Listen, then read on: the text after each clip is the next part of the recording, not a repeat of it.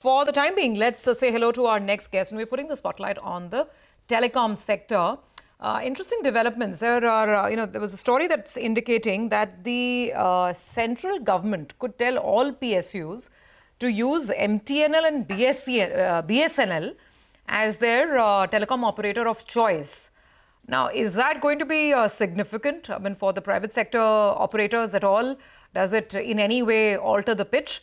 Let's ask Gaurav Malhotra, ED at Axis Capital. Gaurav, great to have you on. Never a dull moment, right? One day it's Vodafone, one day it's tariffs, then it's Starlink. Starlink's also, finally they've got that official approval. But let's start with this latest piece of news. It's a little curious.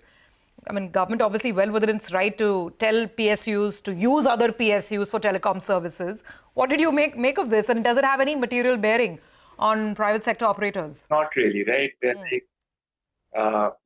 Jio has like 450 million subscribers, and Bharti has something closer to that number.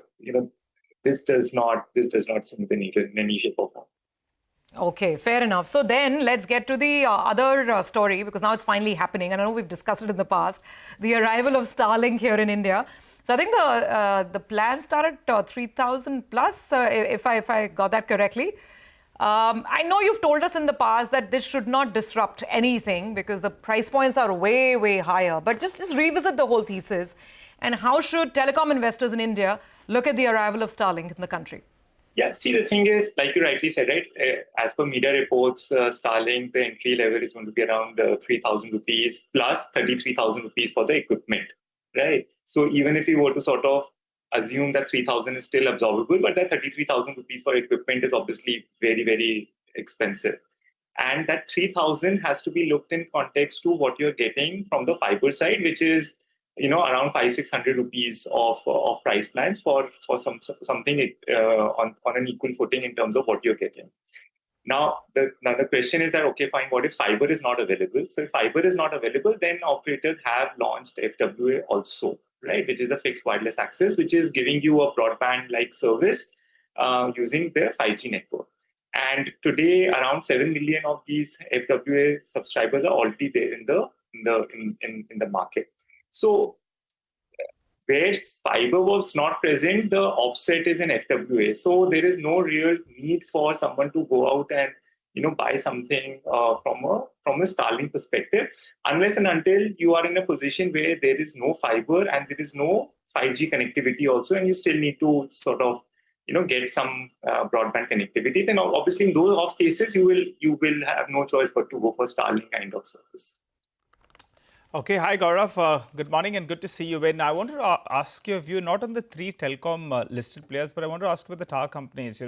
Indus Stars, there's value out there. I was at the BOFA conference, and the feedback that I got was they're trading at a discount, but rightfully so in comparison to the globe. That's their thought process. What about you? You believe that there is still value on the table, both on Indus Stars as well as on Bharti Hexacom? I ask you this because Bharti Hexacom actually has had a big run in 3 months. If I'm not mistaken, it's up more than 25%. Yeah, so let me take Bharti Hexacom first. It's an easier kill.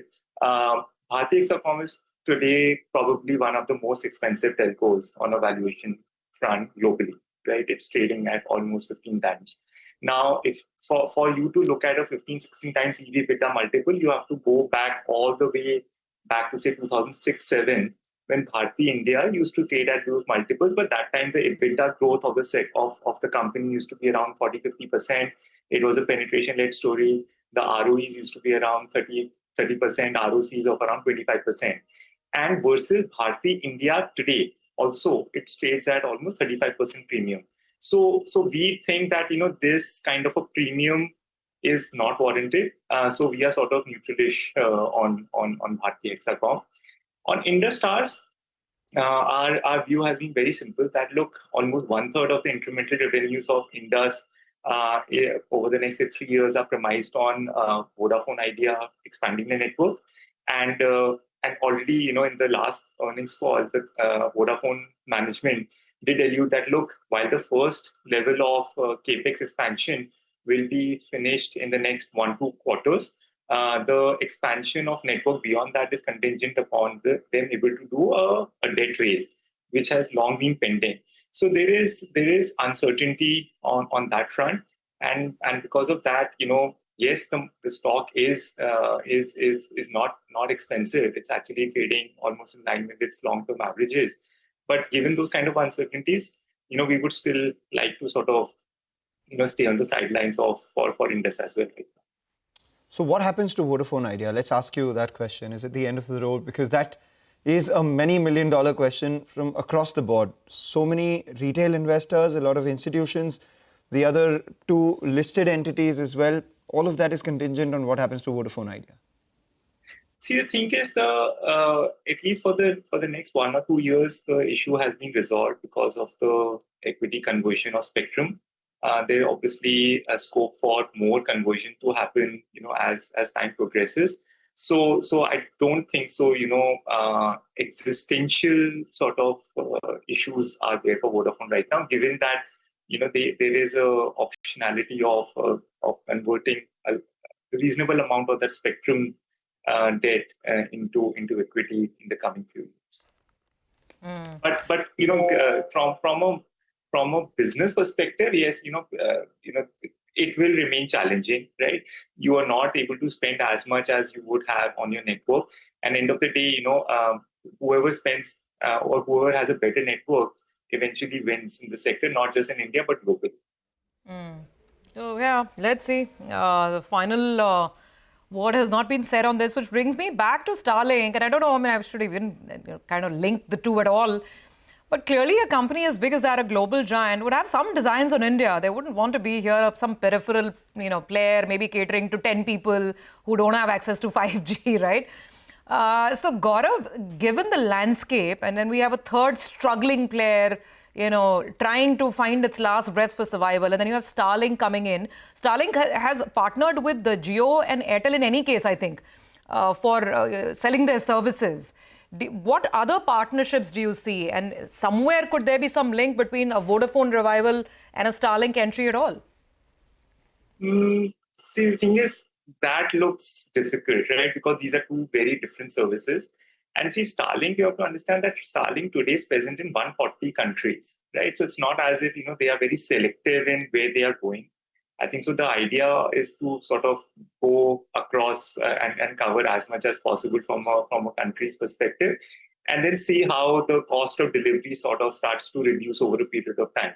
So as and when the cost of deliveries of bandwidth from satellite reduces, or the CP, the customer premise equipment reduces, from maybe then it becomes a little bit more mainstream. But for the foreseeable future, it is going to remain a niche service. It's the case in globally, even in large markets like US, etc. It's a very niche service. It's very difficult for someone to take Starlink, say for example in New York, when you have a fiber connectivity over there, right? So it's always is a niche service based on where you don't have either fiber or other data connectivity. All right, very quickly before we let you go, Gaurav, I think you said Starlink will cost around $3,000 per month, but 33,000 rupees of equipment. Who could be the potential equipment makers here in India?